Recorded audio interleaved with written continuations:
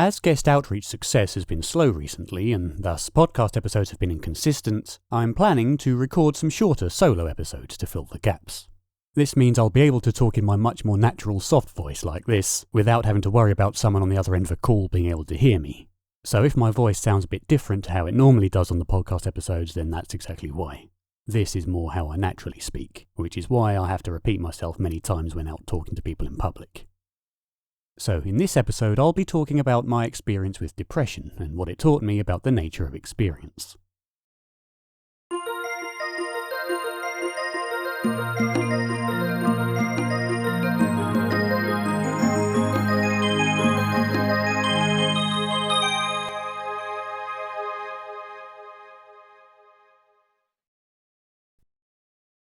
The first perfectly reasonable question may be why talk about depression on a podcast like this that focuses mainly on the nature of consciousness and what may happen after death. Depression is often discussed almost exclusively in relation to self-help, what life situations may lead to it, how to quote-unquote cure it, and in regards to traditional versus alternative treatments. However, when one looks at depression a little deeper, it can actually lead to a lot of very interesting observations as to the nature of experience itself, and thus the nature of how reality is projected by our minds as individuals. Indeed, if one were to subscribe to a philosophical position of reality that places mind as a causative factor of one's own reality, one could argue that this, therefore, also impacts the nature of reality itself. Now, of course, first off, I must say that I'm not a professional counsellor in depression or in treating depression whatsoever, and there may be things that I say about depression that are actually factually incorrect. If so, please do let me know what they are. Everything I'm talking about here is what I've learnt from my own perspective through my own experience with depression, which I've been living with over the past 18 years or so. And so, of course, my knowledge of it comes from that angle, so I certainly may have misinterpreted certain things. So, first, let's define depression. For those who have not had experience of, or known someone who has had experience of depression, it's very easy to equate the condition with something like a prolonged state of sadness, which is partly correct, perhaps, but certainly not the whole story. For example, one may believe that depression stems solely from a negative experience that results in sadness. Many often say, for example, losing all that money on the stock market really made me depressed. And this is what I would consider natural depression, a natural reaction to a negative experience. However, often, for quote-unquote natural depression examples such as this, these sensations are temporary and resolve once enough positive experiences come in to push those negative emotions aside. But there is another type of depression, the type that I and a growing number of others are living with. When depression becomes a state of disorder in one's life, circumstance and emotion often switch roles.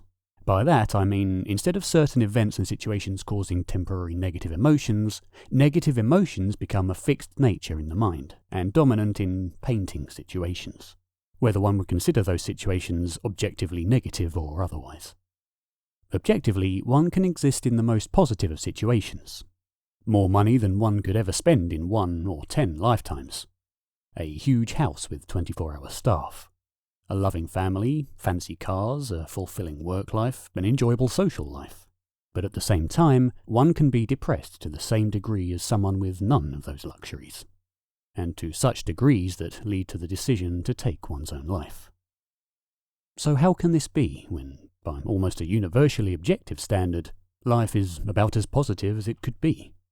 For this, we have to understand what reality actually is from a first-person point of view. Every experience we've ever had in life is subjective, even in regards to experiences of very objective aspects of nature. Burning ourselves on a stove, stepping in a hole and twisting our ankle, catching a baseball travelling like 50,000 miles per hour without a glove on, even watching the moon shining in the sky. All of it has taken place inside us. For us, as an individual subjective experience of life, that moon and that baseball are not out there.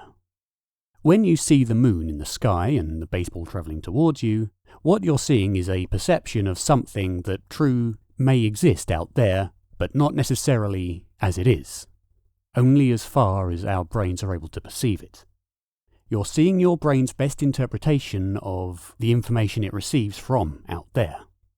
And so for you, the moon and the baseball exist to you only because you're receiving the light that came from them, which entered your eye, travelled along your optic nerve, and projected into consciousness given the information that the brain received. Again, not necessarily as the object actually is in reality, whatever that may be, but as far as your brain is able to interpret the stimuli that your sense organs received from it. Equally, you're not feeling that baseball as it hits your hand. What you're feeling is your brain's interpretation of the signals received by the nerves under your skin, which your brain then decodes and projects into your consciousness as pressure, and, unless you're the Hulk, considerable pain. Especially if you got it straight on the fingers. Before we continue, a brief note for those who want to go a bit deeper into this work. In addition to the public conversations you hear on the podcast, I also create member-only calm analysis videos. These are structured responses to skeptical arguments, spiritual claims, and research discussions that deserve slower, more careful examination. They're not about defending a position or attacking one. They're about taking a single claim and asking, what is actually being assumed here? What follows from it, and where does uncertainty remain? Members also receive early access to upcoming podcast episodes and shorts. Audio versions of those analyses are available through my Apple Podcast subscription, which includes an initial 2-month period free trial. So if you value this kind of careful, non-tribal exploration, membership simply helps sustain the time and space required to do it properly. Now, let's return to the conversation.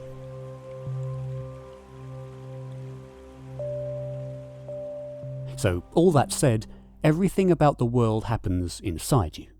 Again, we don't see reality as it is, we only see it and experience it as far as our bodies are designed to interpret the signals we receive from it.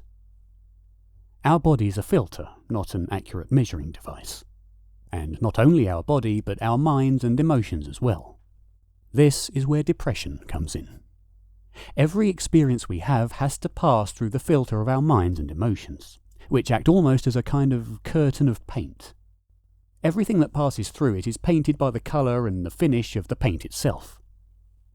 Depression is a perpetually negative state of mind and emotion, and so in that regard, every experience, whether considered objectively positive or otherwise, will be painted by that negativity. Perhaps the positive will somewhat lessen the negative, but the negative will remain the foundation regardless. This is equal, no matter how objectively positive the circumstance or situation may be. If you have a pile of cow poo and throw an incredibly pretty painting into it, the beauty of the painting doesn't suddenly make the cow poo any less horrible. You now just have a pile of shit with something nice embedded into it, something that has now been stripped considerably of its beauty. Similarly, if your mind is in a fundamental state of depression, every positive experience that gets filtered through it will be tainted to such an extent that the best it can do is, perhaps, make you temporarily less depressed, until the depression's influence again takes root as your mind's default setting. This is why depression leads to suicide, because life not only is perceived as negative and terrible, but it actually becomes so. Because reality itself is subjective at an individual level. And who would want to live a life that's destined to be, to the individual, objectively negative for the rest of their time? Most suicides aren't the case of somebody wanting to die. I don't think anybody really wants to die. But instead, simply not wanting to be in pain anymore. It's very easy to consider someone selfish or acting relentlessly by saying they want to take their own life. But that perspective, at least from my experience, and it may not be the case every time, seems to come from those who have not had the personal experience of being in that low state. And I think once you've been there, you can really begin to understand why those thoughts take over. They trigger a mechanism within ourselves as if we were an animal backed into a corner with no sense of escape, who's only to be met with the jaws of a predator, which we know will be very painful and not necessarily a desired experience. Add to that the potential for, especially with younger people, experiencing the next 60, 70 or 80 years of their life in this kind of pain. It's not surprising that this escape mechanism takes place to take all logical thought away and just put you in a position where the only means of escape from that said pain is to not be there to experience it. I don't really want to shift too much into the self-help aspect of things in this episode, but I will say that one thing I learned by being suicidal myself at 16, and the subsequent suicidal states following, first in 2017, then again in 2023, and then more recently mid-last year in 2025, is that even though by definition life is not just perceived as negative for someone in a depressive state, but objectively is for them, this is not by any means a permanent state. The key that I believe is, much like in medication of the body, to fix the cause, not just the symptoms. By this I mean one should focus their attention on not fixing one's life circumstances and situations exclusively, but instead to equally, if not more so, focus on their self-image. This is a very complex subject, which is why I want to avoid it for now, but once we understand that it is the lens of mindset that determines positivity versus negativity rather than the circumstance itself, we can target and recognise the illusion that keeps us feeling so terrible. And recognising any illusion for what it is immediately reduces the effect it can have on your life. Depression, at least for me, comes in waves. I use the stock market for a lot of analogies because it's something I've worked with closely, and much like the way the stock market goes up and down in periods of the so-called bull and bear market cycles, so too does depression. We have peaks where we feel almost as if there is no fundamentally negative mindset, and troughs where we feel so crap that there is ultimately no point in living anymore. However, once I lived through enough of these waves, and it was primarily, I believe, my fear of death that kept me alive, I began to realise that every trough is temporary. And if every trough is temporary and subject to change, and therefore so is my expression of life itself, then that negative expression must not be a fixed reality. It's an illusion. Again, we don't experience life and reality as it actually is, although certainly there is something fundamental that exists out there. We do and can only experience it as far as our bodies and minds are programmed to interpret what we receive from it. In a more philosophical sense, I would argue that reality itself is perhaps just plain information, and the universe and the reality the way we see it is our machine, our body's ability to interpret that information. Thank you for tuning in. This episode is brought to you by WTF Just Happened, a podcast by my good friend Liz Ensign. Both Liz and I share a passion for exploring life after death scientifically, so we've decided to support each other's work. In her podcast, Liz, a self-described sciencey skeptic, interviews everyone from scientists and parapsychologists to psychic mediums about evidence of life after death. She approaches each conversation with a skeptical, academic mindset, whilst remaining engaging and approachable. So if, like me, you enjoy serious, evidence-based discussions on life after death that still feel friendly and down-to-earth, you'll love WTF Just Happened. Be sure to listen to her podcast on your favourite platform and check out Liz's YouTube channel for more insightful discussions.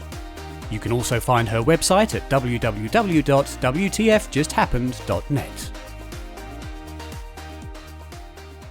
Now, this raises another big question regarding the huge issue of free will.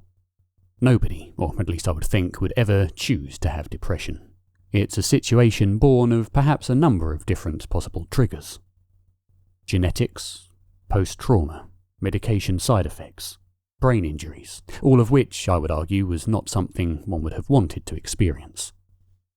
On top of that, once depression takes root, it's not our choice to experience everything with that negative lens. It's simply the mechanics of our lives. Again, if free will was at play here, we would of course naturally choose against painting everything negatively.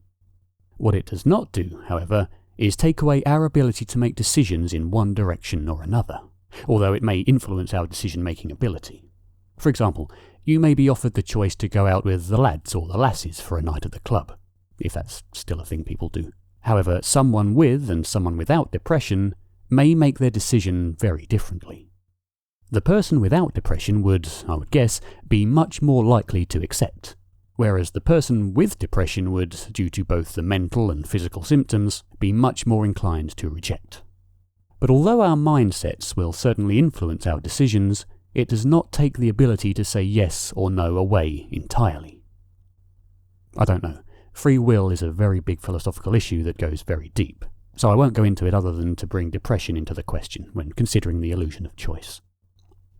Another very interesting observation regarding depression, much more prominent during crises such as emotional breakdowns and the times during a trough cycle, is that rational thought is greatly reduced or removed entirely, depending on the strength of the episode.